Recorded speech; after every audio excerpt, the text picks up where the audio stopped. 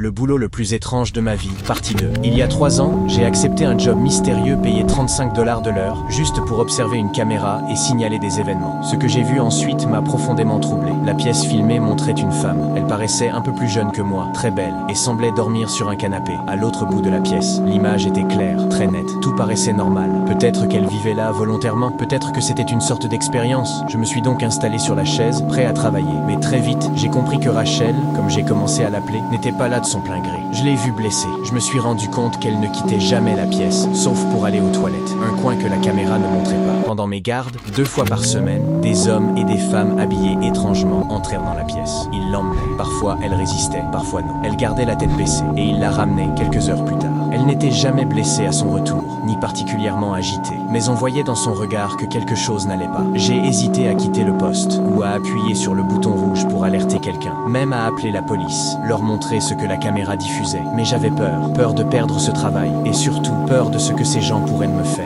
Solomon m'avait bien dit lors de l'embauche, être discret fait partie du contrat. Tu ne poseras aucune question, tu ne feras rien de plus que ce qu'on t'a demandé, et tu ne parleras jamais de ce que tu vois ici. J'ai donc commencé à me faire des excuses. Peut-être qu'elle était malade, peut-être qu'ils essayaient de l'aider. Et si elle était prisonnière, au moins j'étais là pour surveiller, m'assurer qu'on ne lui faisait pas de mal. Je me disais que je l'aidais, mais au fond, je n'y croyais pas vraiment. Puis tout a changé. Rachel peignait souvent, 1 ou 2 heures par jour, généralement pendant mes gardes de l'après-midi. La pièce n'avait pas de fenêtre visible depuis ma caméra, mais je pense qu'elle utilisait une horloge pour se repérer. Je l'aimais bien quand elle peignait. Ses toiles étaient tournées de manière à ce que je ne puisse jamais les voir. Mais je voyais son visage, et elle semblait calme, concentrée. Puis un jour, elle s'est mise à peindre beaucoup plus, avec un visage tendu, inquiet. Elle avait l'air pressée, elle n'était plus sereine. Tous les quelques jours, les gens venaient prendre les toiles et en laisser des nouvelles. Mais je voyais bien que quelque chose avait changé. Elle peignait plus vite, plus nerveusement. En 3 jours, elle en avait terminé 4, et chaque fois, elle semblait plus anxieuse. Puis un jour, elle a tourné les toiles vers la caméra. C'était la première fois que je pouvais voir ce qu'elle peignait. Même quand les autres venaient en les chercher, elles étaient toujours orientées loin de l'objectif.